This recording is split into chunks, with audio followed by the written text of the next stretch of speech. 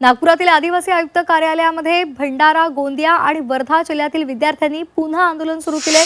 या आंदोलनाचा आजचा चौथा दिवस आहे। आदिवासी विकास विभागाच्या कार्यालय परिसरामध्ये विद्यार्थ्यांचं ठिय्या आंदोलन सुरू आहे।